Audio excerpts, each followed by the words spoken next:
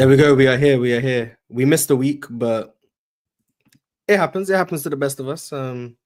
We had a little illness amongst us.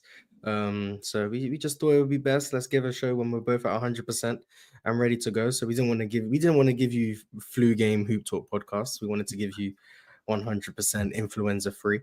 But I think I'm not gonna lie. I think this show being delayed has been helpful. You get an extra week of sample. For anyone wondering, we are doing the NBA award show I guess we're at the third of the way through the season at this point. Yeah. So we're gonna be going through all like the major awards and saying who we think would win those awards if we were to vote for them today.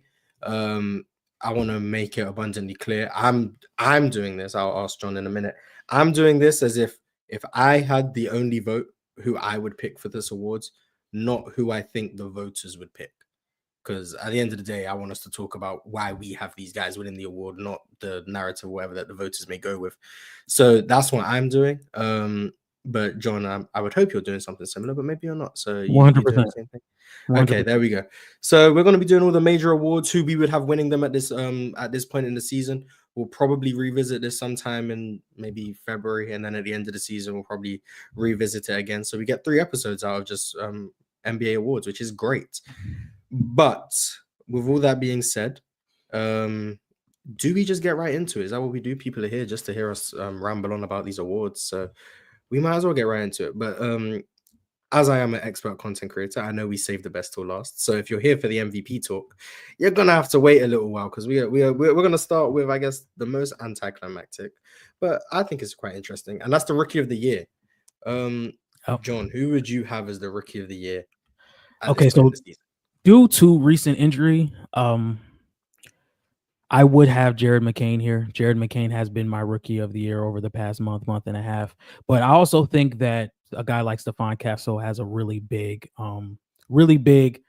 chance of winning it this year, especially due to the injury of Jared McCain. But as of right now, I would still take Jared McCain just due to the sample size he has given us, especially offensively. You know, the way he's able to play off ball, the way he's able to play with the ball in his hand. And when he first got drafted here, I always said the way he navigates off ball is almost perfect to a guy like Joel Embiid, who takes so much gravity in the middle of the floor. So he always finds the open spots, the kind of like the nooks and crannies of the defense to where he can get open and get his shot off. He does play extremely well downhill. He does play with great anticipation. He plays with extreme pace and change of direction and change of speed to where he can stop on a dime and shoot from mid-range, or he can kind of hesitate and get straight to the basket, and he can play through contact. So I think Jared McCain has been playing really well. I mean, he kind of slowed down after that extreme hot streak he had earlier this season, but there's still a lot of things that I really like from him, and the shooting has translated since day one.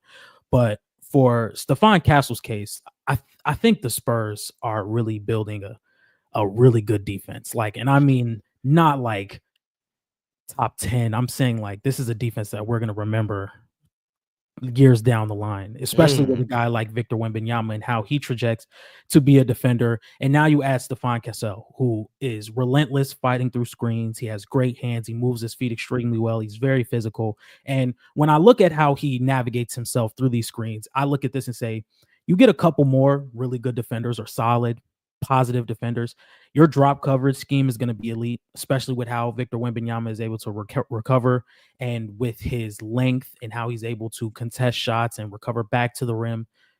Stephon Castle has been really good. Now, he's been inefficient as a shooter, and sometimes he hasn't been the best playmaker, but once again, I don't think he has had that responsibility, especially with CP3 on the team, but he's been playing really good. So I think he's going to be in the conversation, but as of right now, I would still have Jared McCain. Okay. Once again, me also, I would also have Jared McCain right now, which is what this is. As if the season ended today, my vote would be for Jared McCain. Now, going forward, obviously, with his unfortunate torn meniscus, he's not going to win it. But I want to give a shout out to the person who I had number 2 on my Rookie of the Year ballot, Jalen Wells. I think Jalen Wells has been great in Memphis as an offensive piece, someone who can shoot the hell out of the ball. Someone who could just make good decisions, quick decisions. He doesn't look out of place in Memphis, which is great. I would say defensively, there's still quite a bit to be desired. But just in terms of overall offensive impact, I think he's shooting around 40% from 3. He's given us about 11 points a game. just extremely reliable within Memphis system. Obviously with Ja Morant being a great advantage creator, Desmond Bane being someone who can find him, his ability to play next to those guys and fit in has definitely been something that I admire. I definitely didn't foresee this, if I'm being totally honest, with a second round pick, 39th overall. Definitely didn't see him coming in and being this impactful right away. Definitely had some fortune because of injuries to a bunch of Memphis rotation players with Vince Williams and Gigi Jackson in particular, but he's definitely made the most of it, and I think he's going to be a staple in Memphis rotation for a long time. So for me, Jared McCain would be number one, and then I would have Jalen Wells number two. I believe you said you had Jared McCain one, and then Stephon Castle number two. Yeah.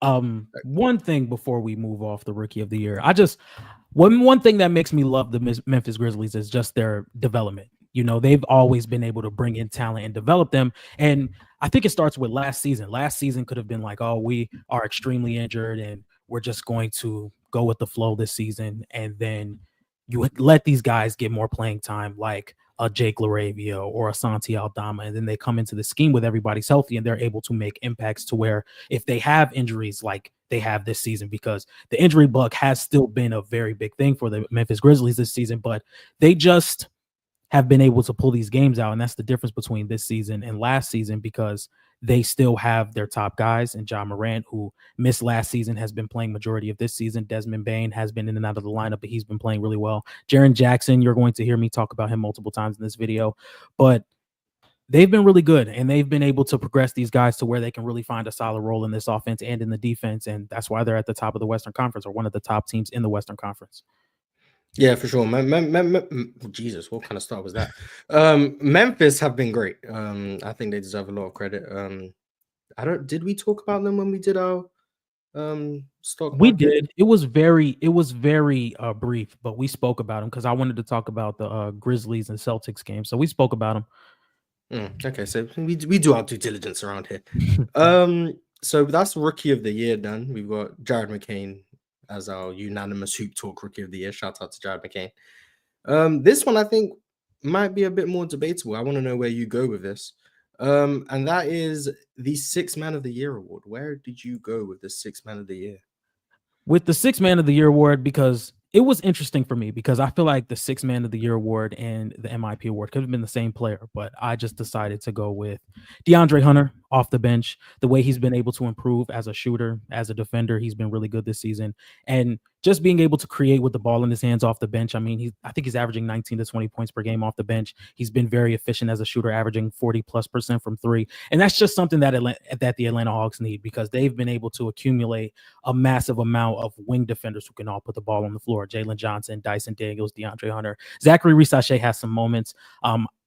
I wanted to talk about him a little bit in the Rookie of the Year conversation, but that's fine. You know, I'm gonna push my Zachary Risache agenda later, but he's been really good, especially off the bench as a spark plug, running in transition, finishing at the rim, being able to stop on the diamond, hit mid-range shots. So he's been really good. He's been my most improved player of the year award so far. Most improved or Sixth Man? Six or man. is he both? Or is he both? Is he both? Nah. Was that spoiler? Was that spoiler? No. Don't even worry about it. Six man. Now we're on the same page. I also have DeAndre Hunter for my Sixth Man of the Year. I think he's been amazing this year. I think in a scaled back defensive role where he's not asked to be a point of attack defender, has definitely helped him out a lot. I think he was probably over leveraged in that position in previous years. Now with Dyson Daniels obviously being part of the mix, he's been able to be more of a off-ball defender, just be disciplined. You can't mismatch on him because he's still capable on the ball. So I think he gets to exert more of his energy offensively. He's been a great spot-up player. He's been great driving closeouts, and also just overall, he's been just, I'd say, relatively solid. He hasn't been asked to be a major decision maker, which I think is good for him. I still don't think he's the greatest floor processor, just in terms of court mapping and quick decisions. But if you get him in a position where he's attacking slanted defenses, he can either shoot against closeouts, or he can even take those one dribble pull-ups, get in the mid-range. His efficiency from floater range and just overall getting to the basket has been much better this year, which I think is a testament to his improvement, which we will get to when we get to the most improved player segment. But just overall off the bench, I think there's only one player who I'd argue has had a more impactful offensive production off the bench, and then overall, I still would have DeAndre Hunter number one. But I want to ask you, who do you have number two in six man of the year, or do you think this was a runaway? I do think DeAndre Hunter does have a comfortable lead as the six man of the year, but if I were to have a number two, it would be Peyton Pritchard, just the way he's been able to be a spark plug for this Boston Celtics team and shoot the ball the way that he has been for this Boston Celtics team and the way that it fits what they do so effortlessly. I would have to go Peyton Pritchard, the off-ball play, the spot-up shooting, and specifically just being a half-court heave type of player at halftime or at the end of quarters. That's been really exciting because every time he shoots one of those, I'm like, you know what? Let me just keep watching. Let me not check my phone until the actual buzzer hits. Yeah, he was my number two as well. I think offensively he's been great, just being able to, I wouldn't say run that second unit because Boston like stagger a lot of their players and they have so many good players. That's like he's always gonna be out there with great players. But just his ability to shoot the ball when he does play with like a majority starters, he's able to play off the ball. I'm gonna say it a lot because a lot of these guys, I think what I value a lot is their ability to make quick decisions. I think that's what makes role players separate from role players of the past. When you're able to make those quick decisions and keep advantages going, I think that's where Peyton Pritchard thrives. I also think just in pick and roll, he's been so much better this year. The trigger on the three has been amazing. He's shooting some of the most threes per game, especially on a per possession basis. When you look at how much he's actually playing, he's shooting 9 threes a game and he's playing 29 minutes. He's getting them up there, and he's also shooting 43%. It's just ridiculous what Peyton Pritchard's doing. Averaging an uber efficient 16 points, 3 assists. Just I mean, he fits perfectly in Boston. I mean, that's how I can really say it. When you think about getting up threes, I think he's second or third on their team in 3-point attempts. I think he leads them in 3-point percentage. He's been probably their best shooter this year. He's just been all around amazing for them off the bench. But I just think DeAndre Hunter, in terms of just how valuable he has been for Atlanta, I think just has the slight edge. But I would have Peyton Pritchard number two. I also want to give a shout out to the Houston Rockets and Amen Thompson, who I think has been probably the best defender off the bench, this season. I still believe he's probably the best athlete in the NBA. I think when he comes in games, it really changes the tempo and changes the momentum in Houston's favor constantly. Fantastic off the ball, getting more on ball reps this year. Excellent cutter, excellent playing in the dunker spot, fantastic in transition. And also he's turning into Bruce Bowen from the corners. Not something I anticipated, but it's something that's happening. Literally, I didn't expect it. Yeah, year two, and I mean he's making them corner threes at a rate that I think is very, very respectable. For anyone wondering, Amen Thompson is shooting 41% on corner threes this year. Now, overall from three, 29%. But on corner threes, 41%. There's signs of growth, which is a lot to be happy about, especially if you're a Rockets fan. But I just wouldn't have him above Peyton Pritchard and DeAndre Hunter, obviously, just because I think his role is smaller, particularly offensively, and I do think he's probably just the least relied upon in their role, especially on offense. Defensively, once again, I think he's amazing, and we might see him show up on an all defensive team. I don't know, but just overall offensively, I think that's why I would give the edge to DeAndre Hunter and Peyton Pritchard. But so far, we've had the same winner for both awards. A different second place for Rookie of the Year, but the same second place for Sixth Man of the Year. Let's see if we have two completely different players for Most Improved. Who do you have for your Most Improved player? See, I do think that the most improved player is kind of flawed when we talk about the NBA over the past few seasons or just over the accumulation of the past few years of the NBA. We've seen guys like Ja Morant win most improved player, but I think the real most improved players are the CJ McCollums, the Jimmy Butlers, the Lauri Markkanens, the guys that you really did not see taking this improvement scoring, but I didn't even go that route. So I just wanted to use this most improved player award to talk about somebody who's been playing very good this season, and that's Tyler Herro. Tyler Herro so far this season's averaging about 24 points per game, 5 rebounds, and 5 assists. And there's a lot of things that Tyler Herro has done this season that I really value, especially when we look at his shot diet and how he's been able to change that. Last season, he was more of a mid-range type of scorer off ball or whether it was in pick and rolls. This season, he's changed his shot diet to mostly restricted area looks and three-point looks, and he's been extremely efficient at shooting and at getting to the rim. And also, he looks like a much better playmaker. And when we look at his assist numbers, where it's 4.5 last season and maybe 5 assists this year, it doesn't look like much of a change, but when you look at how he's reading the floor in these pick and rolls and how he's reading the floor when he gets cuts and when he's getting 2 feet at the basket. Last season he was creating about 8 potential assists a game. This year it's at around 10 or almost 11. So the way he's creating for the players around him, he's really looked like the offensive number 1 all season so far with this Miami Heat team. And this is something that I think injuries kind of pushed back a little bit, but there was always this thought in the back of your head that Tyler Hero could be this type of player. So now that he's taking more threes and getting to the basket more instead of settling for mid-range jumpers and playmaking a lot better, and he's always been such a good off-ball player, I think that qualifies for a most improved player candidate. Now, if DeAndre Hunter wasn't my 6th man, he probably would have been my most improved. Shout out to Norman Powell. Also, shout out to Jaren Jackson. I also considered him for this as well. But I went with Tyler Hero because I'm really impressed with what he's been doing so far. Yeah, he cut his mid-range attempts practically in half this year. I think last year he was shooting about 8.5. This year he's shooting about 4 mid-range attempts a game. He's become way more efficient at the rim. He's about 62% at the rim this year. I think last year was really bad. He was like 53, 54%. So just overall becoming more efficient. And I know a lot of people how they feel about the analytics, but Tyler Hero's shot profile this year has definitely been analytically favored. We'll say that. Shooting about 10 threes a game this year. So he cut about 2 of his mid-range jumpers out for 3-point attempts, and he cut the other 2 out for rim attempts. So I think he's just overall become more efficient.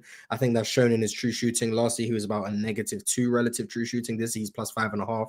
So that's a 7-point swing. It's a major improvement. With all of that being said, though, I went with DeAndre Hunter. I went with DeAndre Hunter. He's winning. He's winning 6 man and most improved for me. I just think where he was headed in his career, I think now he's in year 6 or 7. I think this is 7 because he was what? No, this might be year 6. 7, right? Was, yeah, yes. He was 2019. 18. Oh, he was 19. Zion's draft. He went Yeah, 4th. yeah, that makes sense. Yeah. Year 7. Him going in year 7, he looked like he had really no direction through the first 6 years. He got drafted as a 3-and-D guy out of Virginia. Injury problems. The defense wasn't as good as people thought it was going to be. The 3-point shot was very inconsistent. He really couldn't get it off against tighter defenses, and he really couldn't do anything off the bounce. Whereas this year, I think he's just leveled up in all categories, obviously besides like defense, but I just think his role is scaled back there. But offensively, he's just leveled up in all categories in a way that I think is the true testament to a most improved player. Someone who looked like they were, it's year 6, thank you, Bakana. Someone who looked like they were just not on their way out the league, but someone who looked like they were running out of like rope in terms of what they were going to be, how valuable they really were. And I think this year he's really shown that he is an extremely valuable piece to a team that's really trying to not compete for a championship right now in Atlanta, but trying to compete and be a really good team. And DeAndre Hunter's, I would say, is one of the most important pieces to that journey. So he would be my most improved player. And then number 2 for me would be Norman Powell. The reason I didn't have Norman Powell number 1 is because I feel like it is just a larger growth in opportunity as opposed to actual improvement, which is why I would favor DeAndre Hunter. But at some point, you got to respect someone who's increased their scoring output as much as Norman Powell has. The efficiency from 3 has been amazing. He's one of the best off-ball scorers in the NBA, fits perfectly next to James Harden. Now, I would probably have him first if he still showed me more as a self-creator, if he was better at the basket and he was actually able to be more of an offensive primary. That level of improvement is probably what I would have had to see beyond just raw points per game increase. If I'd seen that, I'd probably have him number 1. But just off like raw scoring volume increase, the efficiency has been out of this world. I do think Norman Powell would be my number 2, but I definitely can get with Tyler Hero being someone's most improved player. I think he's been really good. And that would mean he would win most improved and 6th man of the year, but in separate years, because he was 6th man of the year 2 seasons ago. 2022. Yeah, I think it was 2022. Yeah, so shout out to Tyler Hero, but who would you have as your number 2 for most improved? I would have my number 2 as Norman Powell. Once again, it was kind of like just filling a role and having that opportunity to score more. I really did not consider DeAndre Hunter just because of the simple fact that I already had him as my 6th man. So you're a hater. Okay, you're a hater. Yeah, man. If he wouldn't have made my 6th man of the year, he would have been my most improved player. But I was like, you know what? This is going to be my opportunity to talk about a lot of the guys in the NBA that I may not have had a chance to talk about so far. So I used Tyler Hero because I really liked how he was playing. So I would have Tyler Hero at number 1 and Norman Powell at number 2. Okay, I can go with that.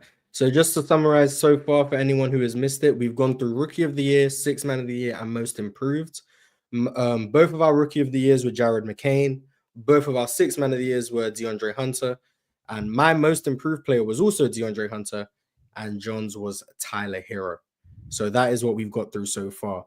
But now away from players, I want to talk about coaches. And I want to ask you, who has been your coach of the year so far? I think there have been a lot of candidates for the coach of the year. I think Taylor Jenkins has to be in that conversation. So far, I would have to go with Kenny Atkinson. I just think he completely flipped this Cleveland Cavaliers team upside down, basically, of just how they perform. Donovan Mitchell has really taken a step back in usage, and I love what he's done with Evan Mobley. Obviously, I was one of the biggest guys going into the offseason or going into this season that Evan Mobley should be a full-time 5 just because he's not able to stretch the floor as consistently. But the way he's used Evan Mobley this season as being a grab-and-go type of player in transition and making decisions and running inverted pick and rolls, with him being able to have a better touch around the basket and make better moves around the basket when he is getting crowded in the lane. I think Kenny Atkinson has done a really good job with the Cleveland Cavaliers, and they're sitting at the top of the East. I didn't think they were going to be a top 3 seed this season, but so far they look like one of the top teams in the Eastern Conference and may have a true chance of pushing Boston Celtics team to 6, or maybe beating a New York Knicks or Milwaukee Bucks team because of the true talent they have on this team. And Kenny Atkinson has truly brought that out with his offensive scheme and the things that he's been able to do with them defensively. I can get with Kenny Atkinson. There may be a hint in bias and me having Ime Udoka as my coach of the year. I can see it. I will say Kenny Atkinson was my number 2, so I did have Ime Udoka 1, Kenny Atkinson number 2. But I echo all the sentiments you said about Kenny Atkinson. I think you pretty much covered everything I thought about him. But the reason I went with Ime Udoka, besides maybe a hint of bias, which I'm trying to keep out of this, but at some point, when the team I watch the most has one of the best coaches in the league, there might be something I can't control in terms of a little bit of bias. But I think Ime, in terms of just defensively, I think he's shown that he was already a really good defensive coach. But him being able to maximize a roster that isn't defensively flawed, because I think overall, especially on the wings with Jabari, Amen, Tari, Dylan Brooks, they do have great personnel. But being able to maximize a guy like Alperen Şengün defensively, someone who isn't the greatest drop coverage big, but definitely has worked to improve as a rim protector and be more engaged on that side of the ball. Being able to use him as a roamer, being able to have switchable players throughout your lineup away from Alperen Şengün, being able to put him on the team's worst shooter, and really just maximize what he's best at defensively while keeping him away from the things that he's not best at. While also being able to play to a team's strengths.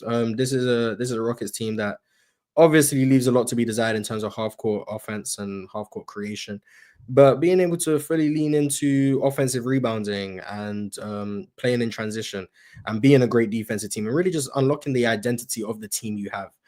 One thing I can really respect a lot of coaches for is having a malleable identity. You can't just say, I'm going to play this way regardless of the personnel I have on my team, because then you end up having personnel that doesn't fit and then everything doesn't work. But what Ime Udoka does is he caters his schematics and his plan to what he has on his roster. And he understands that this isn't the most gifted half-court offensive team, but what they do have is tremendous athletes. What they do have is excellent guys in terms of hustle. And what they do have is guys who are going to compete. So they're going to crash the offensive glass. They're going to make the game difficult. They're not going to turn the ball over. They really control the possession game. Because when a team doesn't make a lot of shots, you better make sure you get more shots than the other team. And that's what Ime Udoka has made an emphasis of with Houston. And I think just having a team like Houston as the current number 3 seed in the West is a testament to how good of a job he's doing. Obviously, OKC are the number 1 seed, but Houston are, I believe, a game back of Memphis at number 2. And preseason, I know no one would have thought that. Even just at the start of the season when they dropped a game to Charlotte, no one probably would have thought that Houston was going to be this good entering the new year. So I think Ime Udoka gets a lot of credit for that. So that's why I would have him number 1. But definitely can get with Kenny Atkinson being the coach of the year. Also, Taylor Jenkins, I think, is having a really good season. Jamal Mosley deserves a lot of credit, in my opinion. They would probably be like my main candidates in terms of coach of the year. So Ime, Kenny Atkinson, Jamal Mosley, and who did I say? Ime, Kenny And Atkinson, Taylor Jamal, Jenkins, and and Taylor Taylor Jenkins. Jenkins. That would be my fourth. Also, Mark Dagenham and Joe Mazzulla, just great coaches anyway. But in terms Yeah. of coach of the year, I'm looking at who I think has done the most quote unquote impressive job. Those would be the names I would go with. But you had Kenny Atkinson one. Was he a runaway or did you have someone close to him? And was it Ime Udoka? He definitely wasn't a runaway. I had Kenny Atkinson at number 1. I had Taylor Jenkins at number 2. I had Ime Udoka at number 3. And then I had Jamal Mosley at number 4. And I think I think all these coaches can be moved around. Like, I could understand if you have Kenny Atkinson as maybe your third vote in coach of the year. I could see why you maybe would have Jamal Mosley, because you take such a big hit in losing your superstar so early in the season, and then you are able to rally your team and have them play so well with France, and then you go back and you lose France. So the way they were able to play against Milwaukee, the way they've been able to play as of recently, I think they just beat the Heat the other day. This is just a team that you instill a set of culture, or you instill a certain type of culture to where this is a team that's going to play hard every night, and they just have a will to win every single night on the floor. So I think Jamal Mosley can be up there. I think Taylor Jenkins can be up there as well. You had opened my eyes to that game plan they had against Boston the other night, which I think was very impressive. It was very gutsy, and it ended up working. So there's been some performances this season by all these coaches to where I could see where you could have them as the coach of the year. Matt, and I always have a struggle with like coaches and who gets the lion's share of the credit, because we don't know how impactful these assistant coaches are.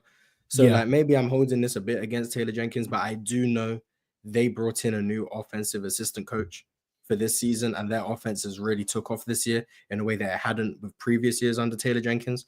So me personally, I wouldn't give him the credit for the Memphis Grizzlies' newfound offensive success.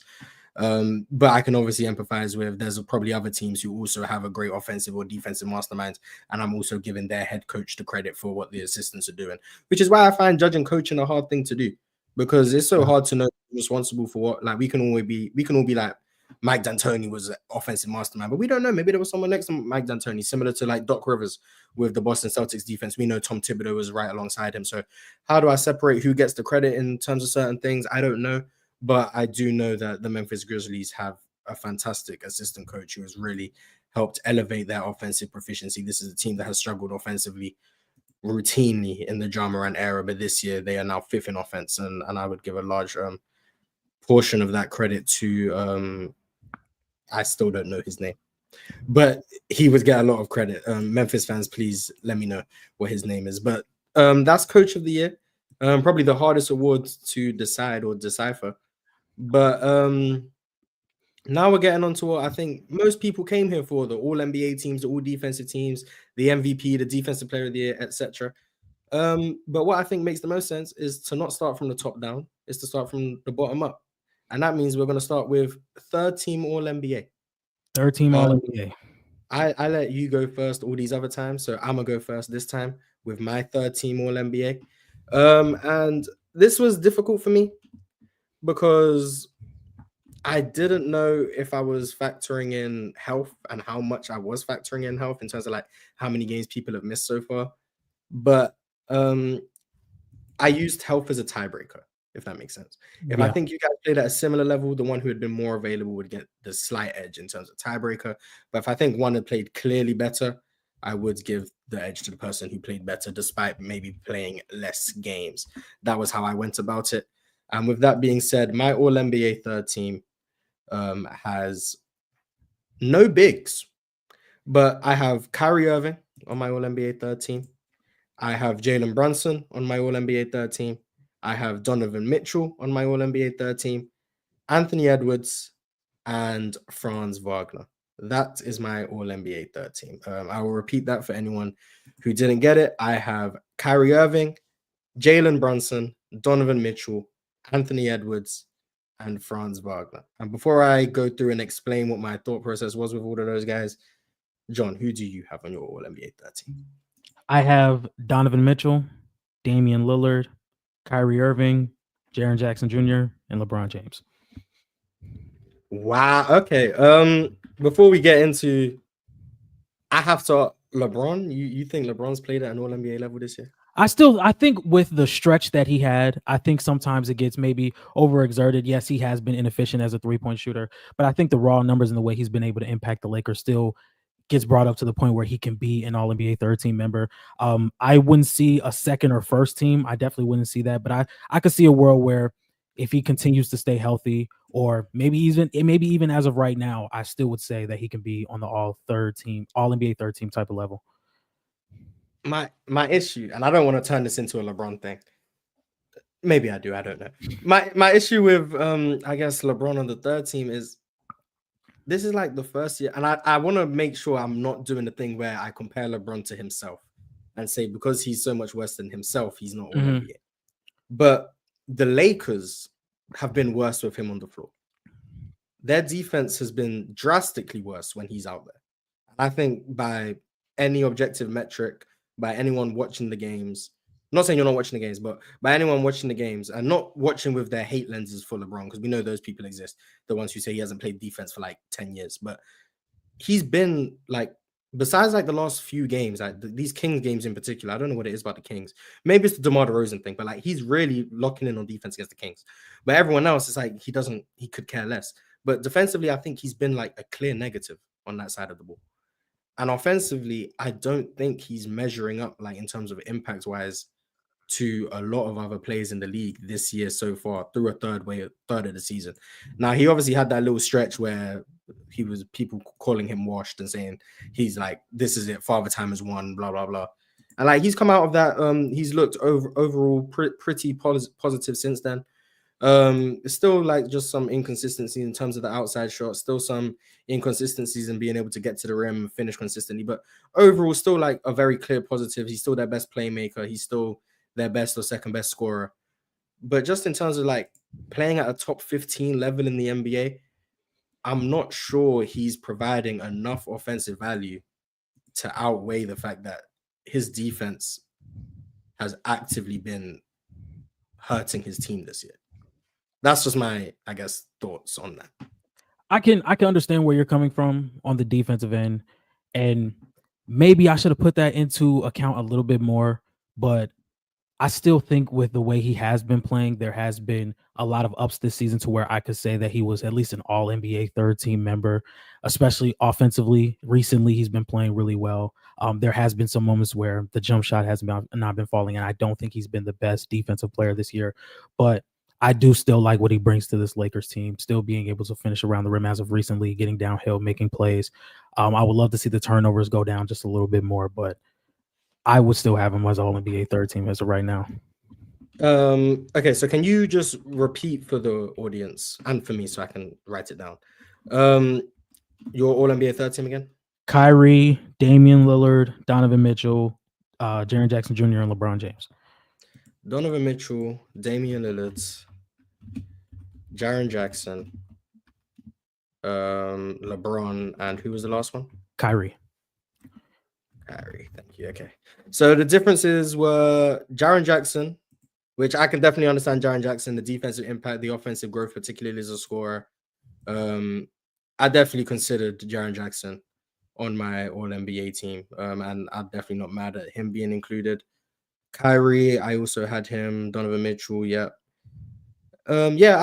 I guess the disagreement just comes from LeBron, which I think is fine. I mean, he's LeBron James. I'm not gonna push back on it too much. But I see a lot of people are quite angry at me for having Anthony Edwards on my All-NBA third team. He's on my second. Spoiler, but I'm running the poll right now. Is Anthony Edwards All-NBA so far? And 56% of people are saying no. So I guess I got to justify Anthony Edwards, which I'm not saying I didn't expect, because I can understand him not having the season a lot of people expected.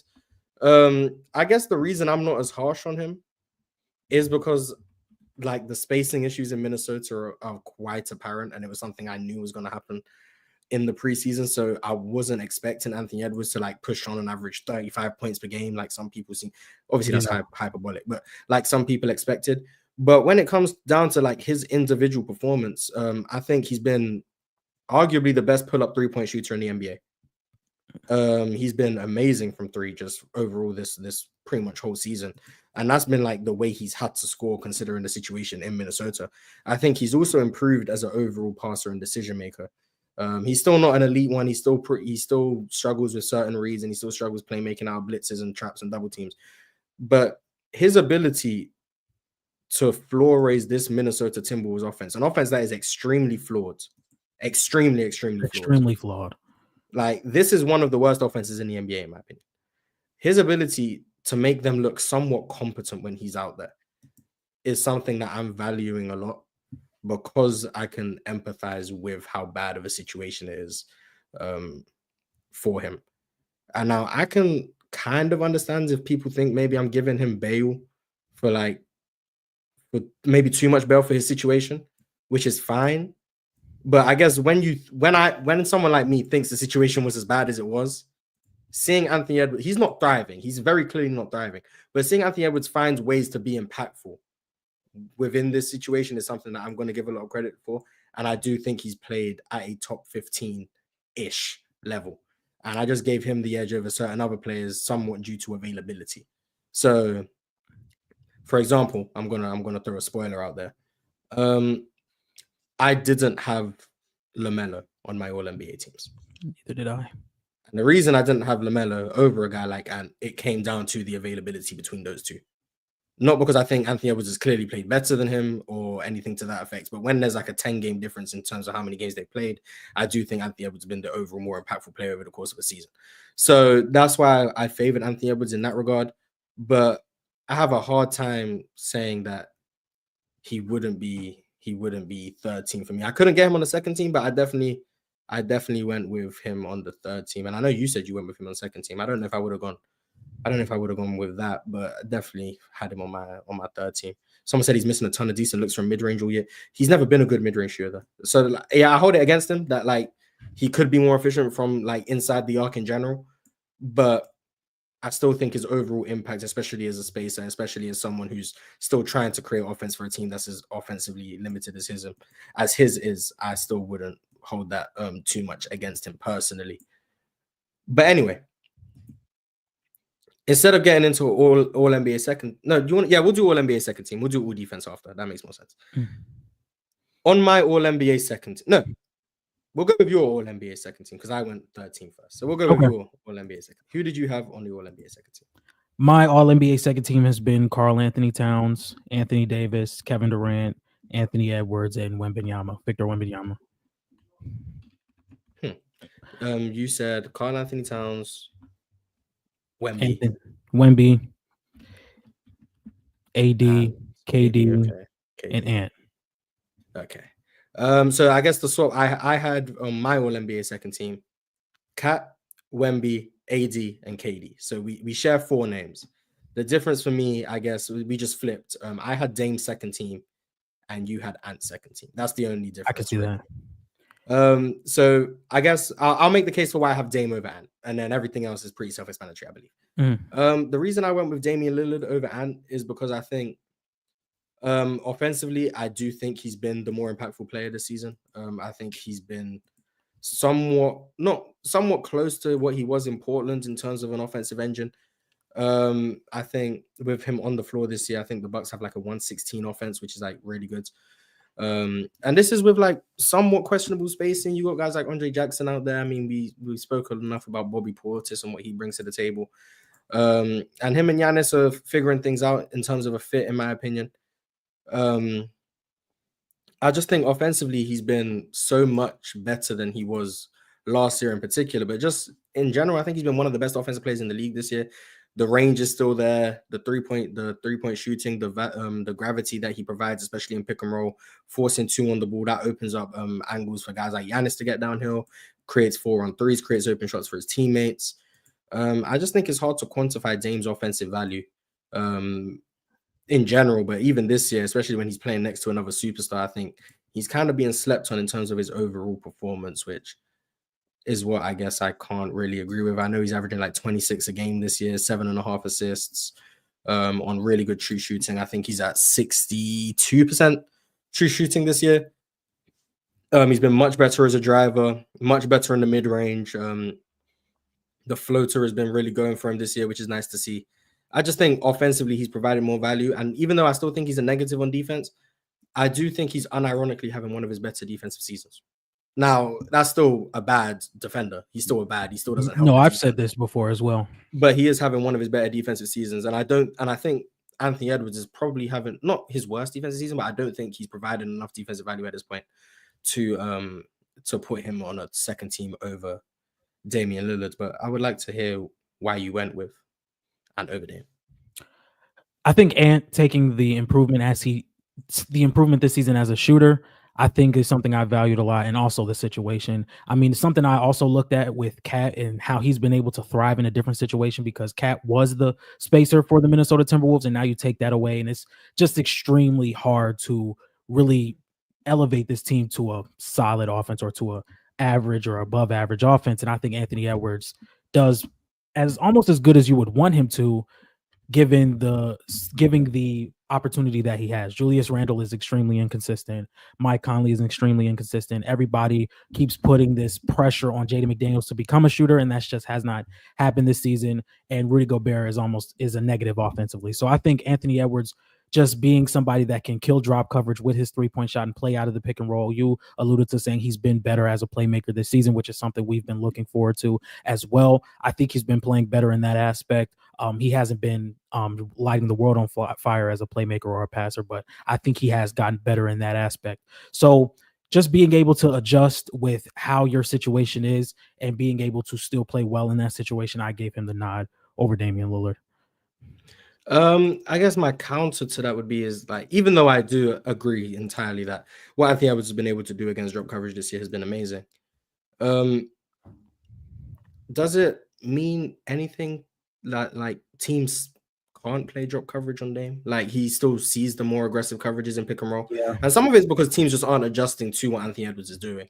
Yeah. Which I think we're getting to a point where it's becoming borderline silly at this point. When someone's shooting this well and pull up threes, you probably want to adjust. Yeah. But teams are still, I guess, more aggressively defending, especially outside the 3-point, beyond the 3-point line, still more aggressively defending Damian Lillard. I think the argument for Ant is like inside the 3-point line, like the four sets of eyes are on him at all times, and he really has no outlets. It's Julius Randle, it's Jaden McDaniels, it's Rudy Gobert in the dunker spot with his hands up, acting like he's going to get the ball. It's really inside the 3-point line. I think he probably draws more attention than most people in the league, in part because of the situation, in part because of how dangerous he is. But beyond the 3-point line, in terms of extending defenses and also just drawing people out and creating avenues for his teammates, I still think Dame takes the edge in that. And I would argue Dame's been the more effective scorer this year too. But I can definitely understand saying, well, one has Giannis and one has Julius Randle, so different coverages and stuff. So I guess it's kind of close for me, but I did give the slight edge to Dame just in terms of overall offensive value, is where I guess I made the separation. But I think it goes without saying that we both have the exact same All NBA first team, right? Yeah, I don't think it takes much explaining. I'm gonna just read it off real quick, and I'm expecting you to just say I have the exact same. Nikola Jokic, Giannis Antetokounmpo, Jason Tatum, Shai Gilgeous-Alexander, and Luka Doncic. Exactly. Yeah, okay. That one goes without saying. For me personally, I don't think it's really a conversation. I understand people saying they wouldn't have Luka because of the slow start to the season, but I still think he picked it up with enough of a sample to still say he's provided more value on the court this season than some other guys who have played. Like the closest one I would guess I would consider would be like KD, but KD hasn't played enough games, which is why I gave Luka the edge. And for me, Cat has just been so bad defensively. It's hard for me to say he's been better than Luka, despite how great offensively he's been, but he's been actively one of the worst defensive bigs in the NBA. So that was, I guess, my hesitation in terms of putting anyone else on the All NBA first team. So I think all of those go without saying in terms of first team. So I want to just revisit the third team and second team that we both had. So for me on the third team, I had Anthony Edwards, Donovan Mitchell, Franz Wagner, Jalen Brunson, and Kyrie Irving. And John, who did you have on the third team? I had Kyrie Irving, Damian Lillard, Donovan Mitchell, Jaren Jackson Jr., and LeBron James. And then on the second team, I had Kevin Durant, Anthony Davis, Damian Lillard, Karl Anthony Towns, and Victor Wembanyama. And you had Kevin Durant, Anthony Edwards, Victor Wembanyama, Anthony Davis, and Karl Anthony Towns. And then on the first team, it was a unanimous decision between both of us with Jokic, Giannis, Tatum, Shea, and Luca. So I think now we've got through all the all NBA teams. I guess the biggest surprise is neither one of us had Steph Curry on an all NBA team. Yeah. Which actually I want to ask, how has why would you say LeBron has been better than Steph this year? Why? What gives you that impression? I think the way that Steph's volume as a scorer has dropped just a little bit this season, and I think that LeBron may be a little bit more dynamic as a passer so far, getting downhill, where I think Steph's shooting is still going to carry an offense and create good offense, but I think LeBron has ways to kill a defense just a little bit more at this point, even though Steph's shooting is still extremely valid and still able to create a high level of offense. It's just, I don't know if he would do a lot more ceiling raising than LeBron would at this moment. Okay. I guess my argument would be, I don't think either one of these guys would be on the all NBA team, but I do think I would probably consider Steph before LeBron. But I mean, it's ironic coming off Steph just having like 2 points 3 nights ago. But I guess the biggest thing I think about like Steph's points drop off, I do think a large part of that is just he's playing less minutes. I still think on like a per possession basis, I still think he's scoring at a solid rate in general. I still think the spacing value is amazing. I still think the offense is pretty much entirely reliant on his creation on or off the ball. This is a team that with him on the floor is still one of the better offenses in the NBA, which is very surprising considering the regression he's very clearly undergone in recent years, but he's still one of the more impactful offensive players. I would argue he's still been more impactful offensively than LeBron this year, despite like the scoring regression or the regression in overall box score numbers. Defensively, I would still say he's still a negative at this point, but knowing that I think LeBron is also a negative, I don't think I could comfortably say I would have LeBron on an all NBA team and Steph off. Me personally, I left them both off, but I would probably have Steph above LeBron in terms of like honorable mentions. And I don't even know if they would be my first honorable mentions, but I do think I'd probably favor Steph in terms of overall performance thus far this year. But I obviously understand the timing of this isn't great for me, considering he had 2 points 3 days ago. So I can definitely understand that. But I think this is what we're going to get to next has been the hardest thing for me. And that's the all defensive teams. I struggled a lot. That's been pretty tough for me as well. So I'm gonna give you the opportunity to say who you had on your all defensive second team first, and then I'm gonna just piggyback off you. So who did you have on your second team? My all defensive second team has been Tari Eason, Derek White, Jared Allen, Rudy Gobert, and Isaiah Hartenstein. I think all these guys are play records defensively, even though Rudy Gobert has been taking a bit of a step back defensively this season. But I think one of the biggest reasons of that is because his role has changed. I think with the Minnesota Timberwolves trading Karl Anthony Towns, I think Rudy Gobert now has to do something that doesn't necessarily suit him, but now he does not do what he does best as much. I think what Karl Anthony Towns provided defensively would have been better than Julius Randle, even though I still do think Karl Anthony Towns is a bad defender overall. But the one thing he did do really well helped Rudy Gobert out, and now you can see that he's still deferring shots at the rim, he's still blocking shots at the rim, but now it's like he has to take on more of a load than he had to recently. And you still have really good defenders around Rudy Gobert, but he's still able to protect the paint. And it's just hasn't been as high level as we've seen it the past couple of seasons. As for Tari Eason, him and Amen Thompson have both made these lists. I have Amen Thompson on another team, but Tari Eason has also been able to come in and just be a playmaker defensively and be able to guard multiple positions and be extremely athletic and run and recover so well and fight through screens and be great with his hands. All those things really intrigue me. And the way he's able to impact the game just by being a defender coming into the game, it's extremely important to me. And guys like Isaiah Hartenstein being able to fill in for Chet Holmgren as the full-time starting five and be a defender that a lot of people, or not, I wouldn't say a lot of people, but a majority of people just did not expect coming into the season. I still think people slept on Isaiah Hartenstein's defense coming in, being a shot blocker, taking charges, being a defensive rebounder, having some possessions out in space. I think Isaiah Hartenstein has been great this season, and Jared Allen being athletic around the rim. And he does pretty good just guarding on the perimeter and moving his hips with some wings, with some ball handling fours, and maybe a guard for a possession every now and then, and just being able to play off Evan Mobley and Evan Mobley playing off him.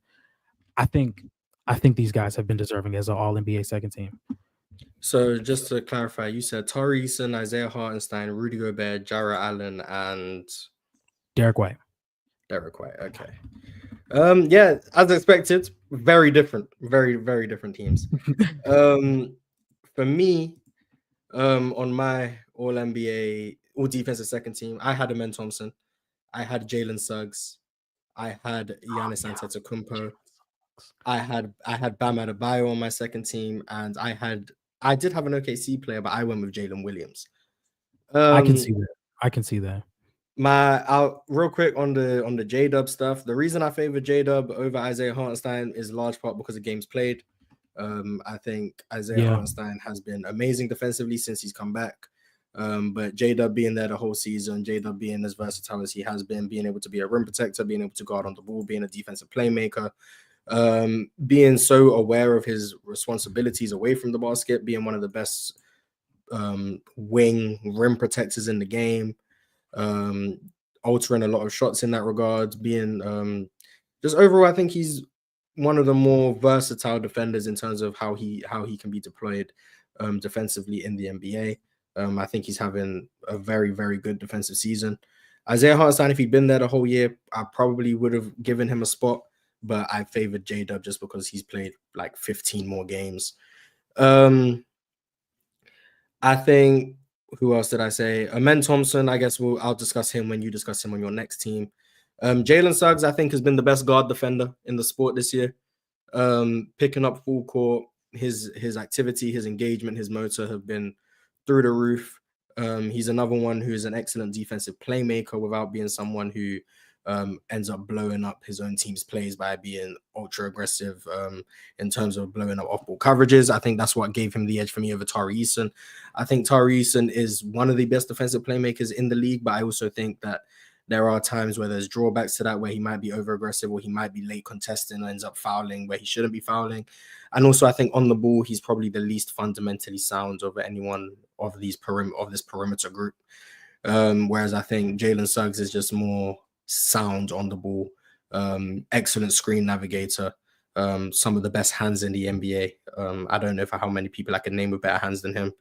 And I also think he does still provide some rim protection value, especially as a guard. So I went with Jalen Suggs. Giannis for me, I think, especially the last 2, 3, 4-ish weeks, I think just his motor defensively, I think, has increased to a level that we haven't seen it in a couple years. His recovery has still been amazing. His transition defense is still really, really good. He's meeting people at the rim. Like, I genuinely think this might be like a career high in blocks for Giannis this year. It feels like it is anyway. Like he's meeting people at the rim more than it feels like ever before. Definitely playing closer to the basket too, which is, I guess, a really good thing for him.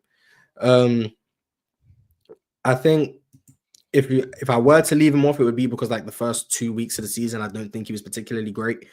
But since then, I think he's been a lot more disciplined, a lot more engaged. I think his rim protection has been some of the best in the NBA this season. And I think he's a large part of the reason why the Bucks have started to turn things around, particularly defensively. Him and Andre Jackson Jr. would be like the lion's share of that credit. So that's why I went with Giannis. And then the last one was Bam Adebayo, who I think offensively, there's been obviously, it hasn't been great. We can call it what it is. Offensively, it hasn't been great. But defensively, I think on a Miami Heat team that is really outside of Hayward Highsmith and Jimmy Butler, I don't think anyone is giving them much defensively this year. Like, I genuinely think they have 3 defenders who I would call positives. Bam being one of them. I think he's being asked to cover up more holes defensively than ever before. I think he's getting better and better each year in drop coverage. I still think his motor defensively is extremely high. I love his effort on the glass.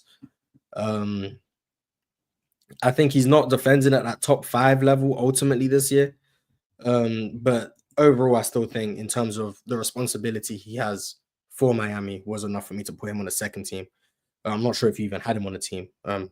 but we'll get to that. But that's why I went with my all defensive team of Bam, Giannis, Jalen Williams, Jalen Suggs, and Amen Thompson. Unfortunately, there's just a lot of people who had to miss out. Like that's really what it is. Literally, like I think there's so many people who I think could have made an all defensive team this year, but there's only 10 spots, and I'm gonna go with more bigs more often than not. So a lot of guards didn't get to make it. A lot of perimeter defenders didn't get to make it. The exceptions for me were Amen Thompson, Jalen Suggs, and Jalen Williams. So obviously that means no Dyson Daniels. I know I'm seeing Dallas fans asking about PJ Washington. Just unfortunately for me, they didn't make it for me. Now John might have them for you. We'll get to all defensive first team in a minute, but that was my all defensive second team. And then I'm gonna go with my all defensive first team since you went with your second team before I did. On my all defensive first team, I had Victor Wembanyama, Evan Mobley, Draymond Green, Jaren Jackson Jr., and Rudy Gobert. That was my all defensive first team. Before I get into explaining all of my picks, John, who did you have on your all defensive first team?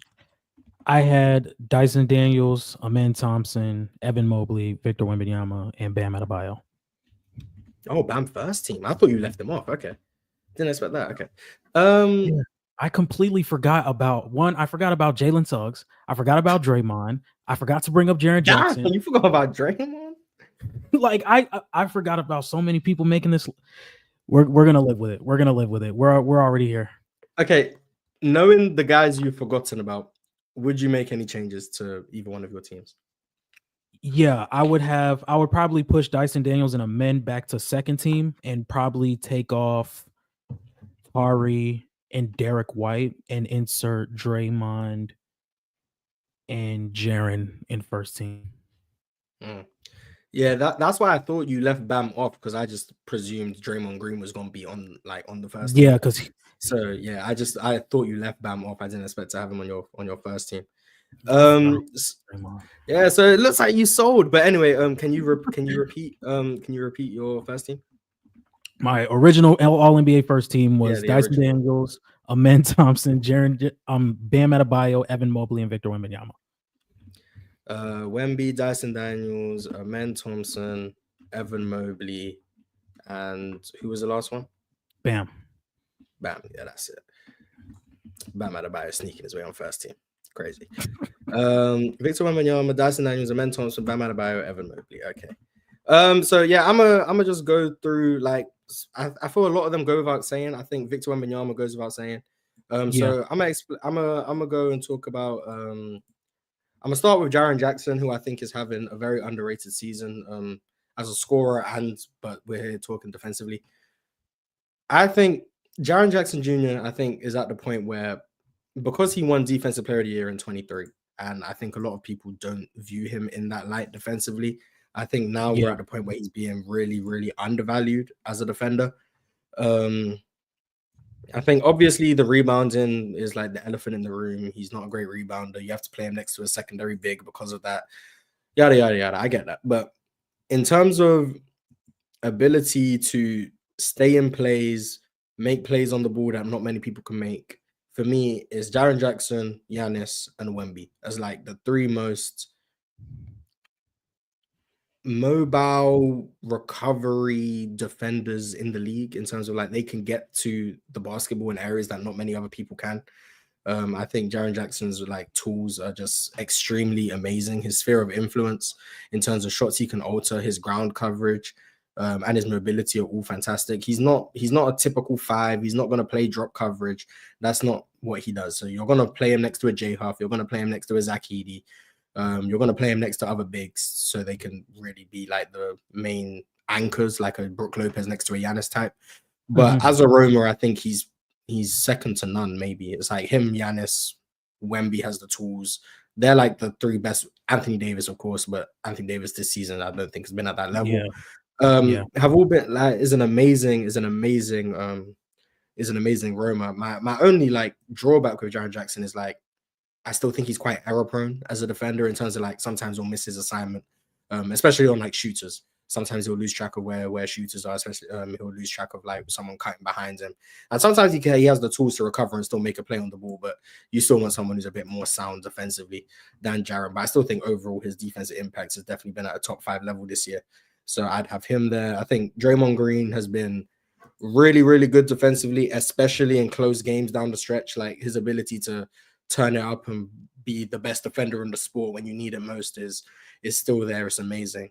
I think if he was able to bring his fourth quarter like clutch game defensive value all throughout the game, I think he'd be the defensive player of the year this year. That's a spoiler Yeah. to what we're getting to next. But just I think overall, just at his age, I think he's 34 now. I just think the motor just isn't as high as it needs to be consistently to really be in that group. I think he's still sometimes he'll be a bit lazy. He'll close out weak, get beat middle or get beat baseline, something you don't want to see, or he'll foul unnecessarily because he's behind the play because he just reacts a step slow because he's either taking the play off or he's just not aware to something. I just think those errors are starting to pile up a bit more in Draymond's old age, which is why I wouldn't have him in like the S tier of defenders in the league, which is where I would have Wemby and Mobley so far this season. And I think Rudy Gobert has been still one of the best rim protectors in the sport. And this is with defensive personnel. Well, a defensive scheme that definitely isn't the most conducive for him. Minnesota's defense has picked up recently, but just in general, I think he's still one of the best rim protectors. He's still excellent in drop. He's still capable of showing at the level and pick and roll and even switching, which he doesn't get enough credit for because obviously he's Rudy Gobert. But I still think he's been one of the best defenders in the sport this year. So that's why I had him on my all defensive first team. Is there anything you want? I want you to, talk to me a little bit about Dyson Daniels because I didn't have him on any all defensive team. So what's moving you about Dyson Daniels on defense? I think the defensive playmaking of Dyson Daniels this season, obviously leading the league in deflections and being on like a historic path to leading the league in deflections and breaking records on his way to it. And also the fact that this Atlanta team in the Trae Young era has just never been a really good defense. And Dyson Daniels has come in and been a major part on why it's improved. And I'm not going to say it's been one of the best in the league, but it has definitely been around league average or maybe better with Trae Young this season. And that's not something we usually see out of these Trae Young era type of teams. And I think the way he's been able to guard the perimeter, he's been able to get steals, be a playmaker defensively, and that translating into buckets in transition. I think Dyson Daniels has made a big enough impact on the Atlanta Hawks to where he can get a mention on an all-defensive team. Yeah, he was for sure someone I considered. Anyone who's listened to me for a while knows I'm Dyson Daniels FC. The thing that held me back a little bit with Dyson Daniels is sometimes similar to Tari Eason. I think sometimes he can be a bit too over aggressive trying to make a defensive play, especially when you're guarding like primary matchups. I do think he can still be a bit aggressive in gap help, a bit aggressive sinking down to try strip like post entries or lay down passes, and sometimes that gives up corner shots, or sometimes that leaves him behind the play. So some just like decision making in terms of how aggressive he wants to be as a playmaker.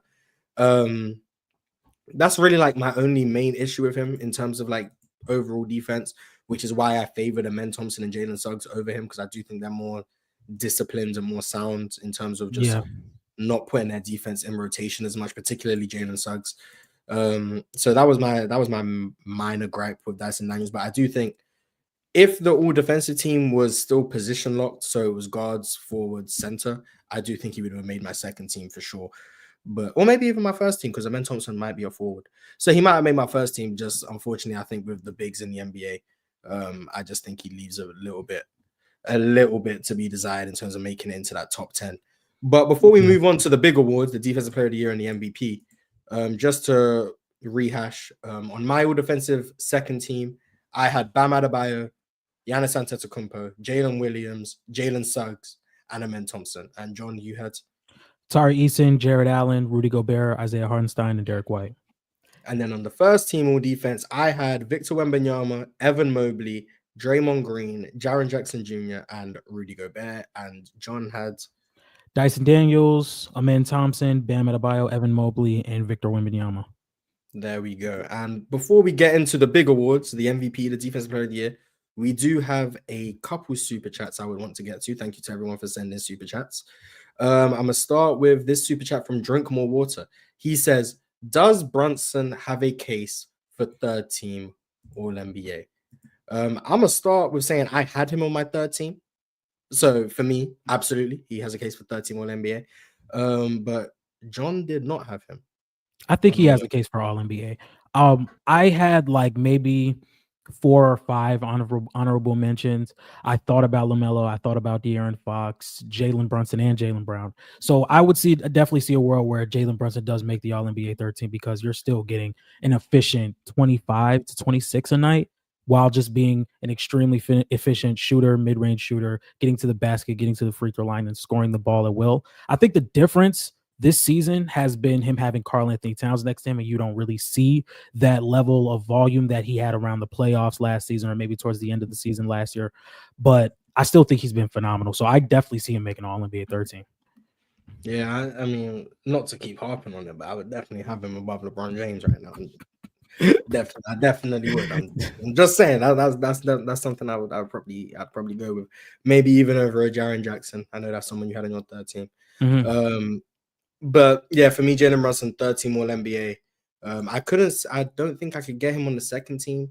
Maybe over Damian Lillard, but I don't know if I would go that far. But definitely a 13 All NBA mention for me. And then moving on to the next super chat, this guy said Brunson is underrated. 25 and 8 on 63% true shooting, 50-44 splits with 2.5 turnovers. Yeah, I think Jalen Brunson is still just as good as he was last year. I think if anything, I think he's probably improved as like a catch and shoot player and an off-ball player, which I think is a testament to how good he's been. I just think is pretty much volume things. Like last year, I think he was averaging 29. This year, he's averaging 25. So just the volume, I think, is what's like deterred people a little bit. But I think Jalen Brunson is just as good as last year, if not better. So definitely someone who I would have on my All NBA team. And I think the box score isn't doing him enough justice in terms of like how good he still is, because he's just as good as last year, where he was putting up the 29 points per game, and in the playoffs he was putting up, what was he averaging, 30? Like 30, like 32, Yeah. 33. So like I still think he's that level of player. So definitely someone who I think is in this tier of top 15 performers this year. And then once again, another Knicks fan, Jesus. Knicks in 6 asked if I'm ready to apologize to Knicks Nation yet. If you tell me what I got to apologize for, then sure, I'll apologize. But this is the final super chat, and it leads us right where we want to be, kind of. Alan R said Luka is the MVP. Tatum's been mid the last 12 games. Realistically, though, it is Jokic or Giannis. I mean, Jason Tatum did just have a 40-point triple-double last night. So shout out to Jason Tatum for what he's doing. But we're gonna get to the MVP right after we get to the Defensive Player of the Year. I want to ask you first, how many Defensive Player of the Year candidates did you have, and who did you ultimately have winning the award? I would say I had 2 strong Defensive Player of the Year candidates. I would have one more if he wasn't hurt at the moment, but I That's would Chet say, Holmgren for anyone wondering. That's Chet. yeah, Yep. because Chet was moving me. He was moving me. But anyway, I have Victor Wembanyama as my Defensive Player of the Year this season. Just once again, his physical tools is going to make him a great defender throughout his entire career, almost as long as he's able to recover, block shots. I don't think he's been as aggressive this season as you would have saw last season, which is great as well. The rim deterrence, and once again, like I spoke of earlier in this episode, him and Stephon Castle playing together already. Just looking at how good the defense is when Wemby has another tenacious defender around him, it's really fun to watch. So the way he's able to guard the rim, recover, he's been decent as a perimeter defender in space this season, and the way he's been able to impact this Spurs defense as well, especially with just not having the personnel to be a great defense. Wemby has been asked to do a lot this season defensively, and he's been thriving this season. Yeah, I had spoiler alert, I had Wemby number 1 as well. I mean, the other night he had 10 blocks. Yeah, I think that Against Portland. the Blazers. It was Yeah. something ridiculous. But yeah, I think last year he was up there for me for Defensive Player of the Year. I think his particularly like regular season impact, which is what this is. The rim deterrence is something I've seen guys deter people at the rim, but the range in which he's deterring people from the rim is ridiculous. Like teams aren't even driving when they see Wemby down there. Like I've seen guys when they get to the rim and then they see a Rudy Gobert, they might think twice. Guys aren't breaking the 3-point line because Wemby's down there. That is some level of rim deterrence I haven't seen. There was a play whenever they played the Blazers last night or 2 nights ago. and Shaden Sharp is one of my favorite players. I'm Sharp FC. Shaden got to like the free throw line. This is after Wemby had already got 10 blocks. Shaden got to the got to the free throw line. He saw Wemby. He dribbled it all the way to the corner. Yeah. He brought Wemby out to the corner, and I think he swung it to the wing, and then he got it back, and he ended up making the 3 over Wemby because Shaden Sharp. But the fact that an athlete of Shaden Sharp's caliber breaks the paint, gets to the free throw line, and decides to dribble it all the way out to the corner because of the threat of Wemby blocking his shot is something that is crazy to me. He's been, I think, the best rim protector in the sport this year. I think his drop coverage is really cleaned up. This is a Spurs defense that, outside of a couple people, I think is really leaves a lot to be desired. And they look competent with him out there on the floor defensively. And that's a lot to do with just his overall rim protection, which is something that not many people can match up to. Do I think he's the most disciplined defender? No. Do I think he's a perfect defender? No. But I do think just his physical tools alone make him probably the most impactful regular season defender thus far this year. But I want to ask, because you said you had 2 like main candidates. I want to ask, was the other one Evan Mobley? Yes, it was. Okay, we had the same 1 and 2. Talk to me a little bit about Evan Mobley, and if he was close, how close was he to Wemby for you? Okay, so if I would say this is probably the gap. This is probably the gap. I don't think it was that close because I think Evan Mobley is much more of a better discipline defender than Wemby is. I think Evan Mobley is better playing in space than Wemby is. I think Evan Mobley is still a great shot blocker and a great post defender, and he is athletic enough to rotate and recover and protect the rim. So I don't think it's necessarily a big gap. But the way Wemby has his rim deterrence and he's able to deter guys from the rim and the way he's able to elevate the Spurs defense, I would have just had to give it to Wemby. Yeah, Mobley was my number 2. Draymond was my number 3, but he was a distant third for me. Yeah. Mobley, for me, I do think is the more disciplined defender. I think he's more switchable. I think he's more agile on the perimeter. I think he's one of the best rim protectors in the sport. The thing is, I just think in terms of regular season impact, where I still think rim protection is the most valuable asset in the regular season. When you're as impactful as a Wemby, as a Rudy Gobert, as a Chet Holmgren, I think switchability and overall versatility doesn't make up for that in the regular season. Now, in the playoffs, Mobley might be the more valuable defender, just in terms of what he can provide, in terms of versatility, schematics, all of those things. He might be the more valuable defender. But in the regular season, Wemby turning this bad Spurs defense into a good one when he's on the floor for the 2nd year running, him being the best rim protector in the sport, bar none, in my opinion, and him still having a level of mobility and recovery tools to where if you get him on an island, he's still able to contest shots, he's still able to block 3-point shots, and teams are still afraid to attack him. And I think so much of defense is about what you take away. And I don't think anyone takes away things more than Wemby does. Wemby takes away whole halves of the court when he's playing weak side. Wemby takes away the whole paint when he's lurking. I don't think anyone takes away more than Wemby does, which is why he would be my defensive player of the year.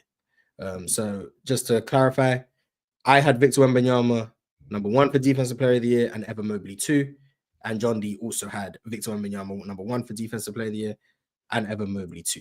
But we are now at the point where everyone has been waiting for. We're going to end the show with this. The MVP awards. I'm gonna go right away with you. Who is your league MVP as of today? Nikola Jokic is my MVP this season.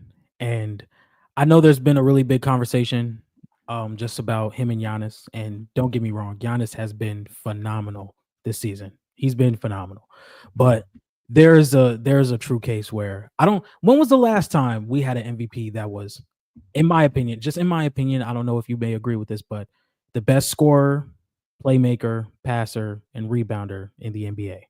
Like that I was trying to think, like, if you go back, when was the last time we really had that? Wilt, maybe. And that's the point. That's the point right there. Jokic this season has been extremely efficient. He's still the best post player in the NBA. He's still one of the best playmakers, if not the best playmaker in the NBA. His jump shot has been falling after listening to people complain about his jump shot not falling all offseason, which they had a right to. I can understand that. But I just don't think the impact can be met, honestly, when how Nikola Jokic has been able to be a consistent hub for this Denver Nuggets team, who has been really dropping off, or just not, I wouldn't say dropping off, but hasn't lived up to the potential around him. Just having them be a top tier offense when he's on the floor, especially without taking a lot of threes, which is basically, or one of the metas to be a top tier offense in the NBA. He's giving you about what is it? 30 to 27 to 30 points per game. I would say about 12 rebounds and 9 to 10 assists, being extremely efficient from mid-range, from the three. He's also getting these running floaters now when he does play his two-man game with Russell Westbrook, which I think has been better than his two-man game with Jamal Murray this season. I think Jokic is the MVP, and Giannis has been phenomenal. And it sucks that Jokic is going to be taking away so many good seasons in this run that he has. SGA's having a phenomenal season. Giannis is having a phenomenal season. Jason Tatum's having a phenomenal season. Last year, Shea had a phenomenal season. Before Embiid got hurt, he was having a phenomenal season. And they're probably going to get forgotten about because Jokic won the MVP.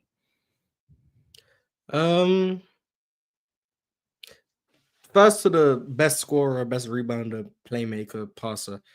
I don't think John was saying Jokic is the best at those things, but that he's arguably the best at those things. Yeah. Okay. Because some people were saying Giannis leads the league in scoring, or that he's not the best scorer. I think he was just saying that Jokic is arguably the best in all of those categories. And then for me, if we did this show last week, I probably would have had Jokic as the MVP. But I went with Giannis. Antetokounmpo. I think the defensive improvement, like I said, over the last month or so from him has been amazing. And I think it's really spearheaded the Bucks' run to where they've really climbed up the standings. And I think Jokic is the best offensive player in the NBA, in my opinion. I don't think it's really that close. But I also think Jokic has been worse on defense this season than he had been in the last regular season or 2023. Some of it might be an effort thing. Some of it might be Aaron Gordon missed time. But I do think his defensive impact has been lesser this year than in previous years. And I'm of the belief that when Jokic is providing neutral defensive value or slight positive neutral value defensively, he's very clearly the best player in the world. Like very, very clearly. That's my belief. But when Jokic is a slight negative on defense, which I would probably paint him as so far this season, I think he may be the best player in the world, but I think the debate opens up. And for me, the lack of rim protection is still apparent. I understand people bring up the deflections and the hands and all of those things. I think all of those things are cool. They're valuable. But at the end of the day, when you are the biggest player on the court and you are the last line of defense more often than not, deflections are only going to get you so far.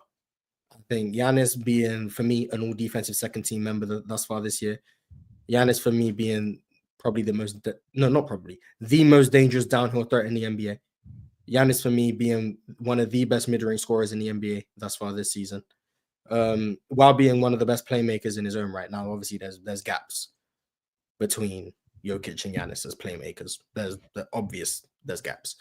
But for me, I just think regular season thus far, 28 games, whatever we've gone through, Giannis's overall imprint on the game has been, I would argue, more valuable than Jokic.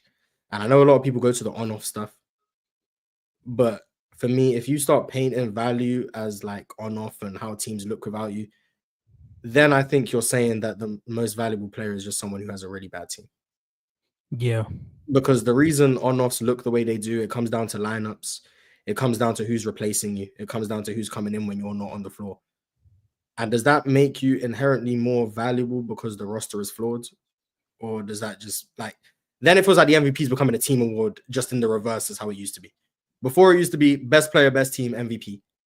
And everyone, I think rightfully so, not everyone, but a lot of people rightfully so said the MVP is more than a team award. That's what people said. It's not how good is the team, it's how good is this individual player. But I feel like people have gone so hard for that they've now ended up saying that you're as valuable as the team is bad without you, but then you're also making the MVP a team award, just in the inverse. Does that make sense? I get what you're saying. I get what And you're saying. I feel like that's just not the right way to look at things. And I feel like when you look at like lineups and how slanted they are, Giannis is playing a heavy load of minutes with guys like Bobby Portis or guys like Gary Trent who started the season slow. And I feel like once you start adjusting for lineups and stuff, maybe Giannis's impact numbers don't look as pale in comparison to Jokic. So I'm going with Giannis today. I'd also be lying if I didn't think the in-season tournament has something to do with it.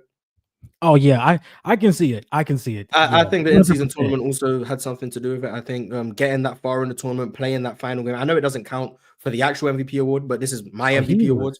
And you he best was believe phenomenal. I'm counting the in-season tournament as part of my criteria because it's a game. I don't care that Basketball Reference doesn't show it. That's a game for me, and Giannis was amazing in that game. On both And sides. Jokic, they lost in the group. Denver lost in the group. So yeah, I would have Giannis by like the slightest of edges.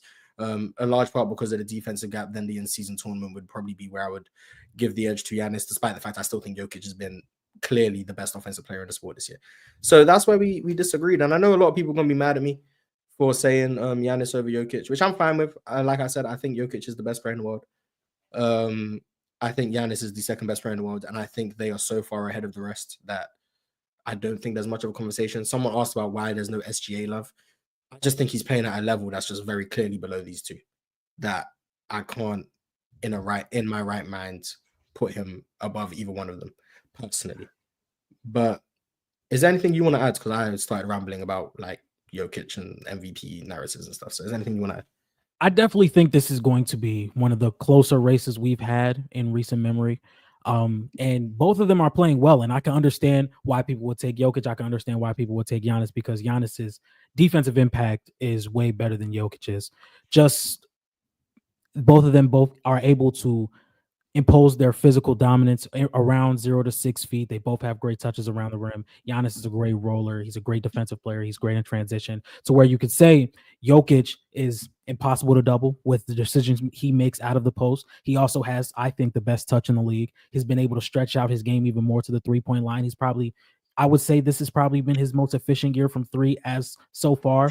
For sure, yeah. So, and he's still comfortably the best offensive player in the league. Now, I can understand why people would say they have some things that are left to be desired from Jokic because I do hear he is great at getting deflections or just defensive rebounding is a key factor, but I just don't see you're relying most on stopping the team from getting to Jokic. And I just don't think that type of scheme holds up throughout an 82 game portion because you're going to go against teams who have multiple assets on a team that can make decisions with the ball in their hands and make plays with the ball in their hand.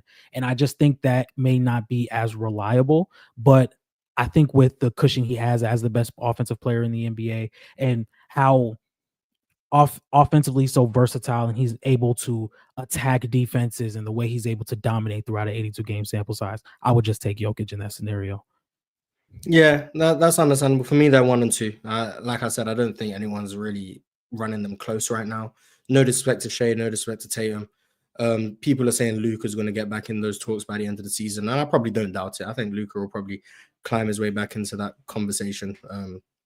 But for me, it is between those two, and based on, I think if we did the show last week, I would have had Jokic number 1. So John D's flu game is what led to me having Giannis number 1. So there's that. But before we get out of here, we do have a super chat from MP13.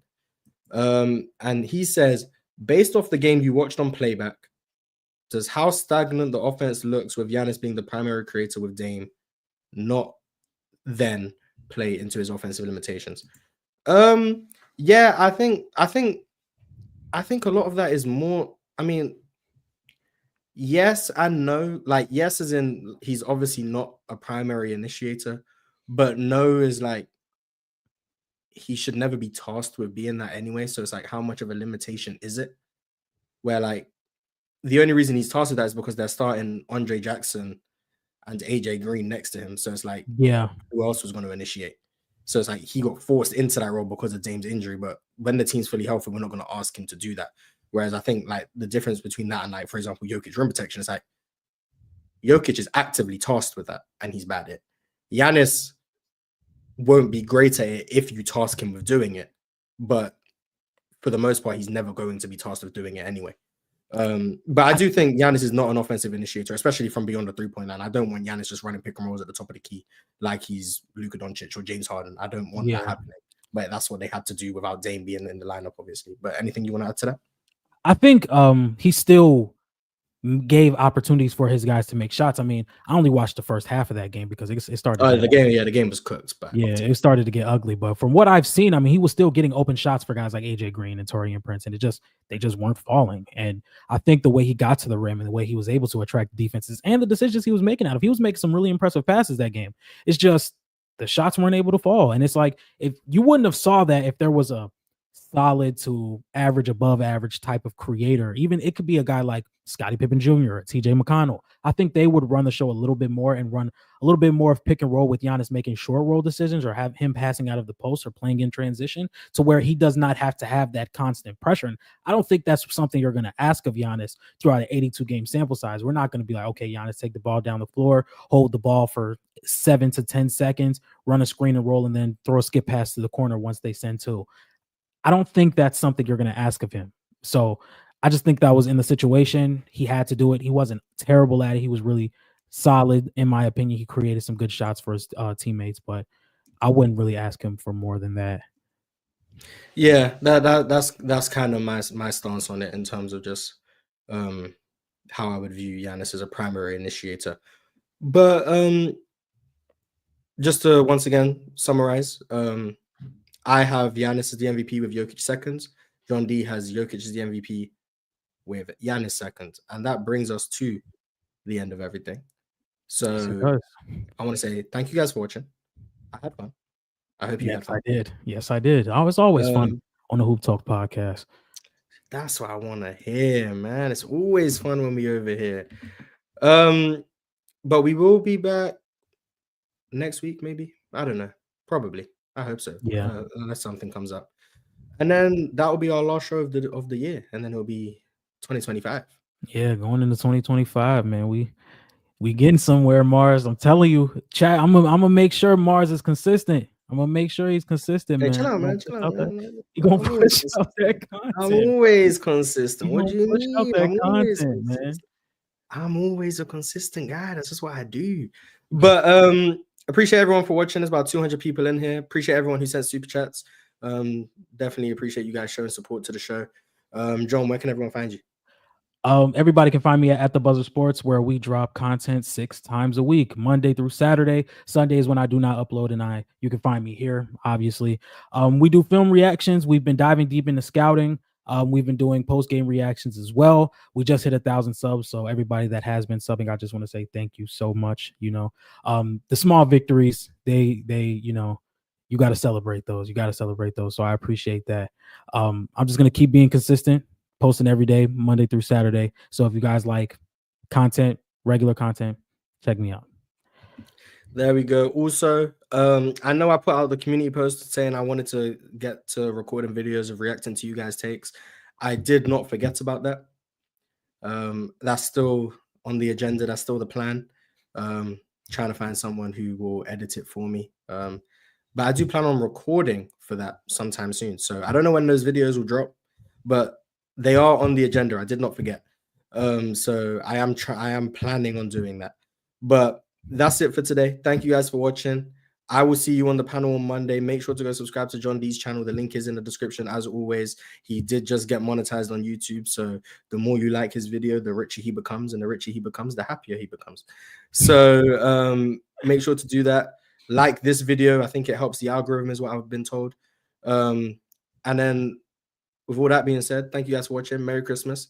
And I will see you guys when I see you.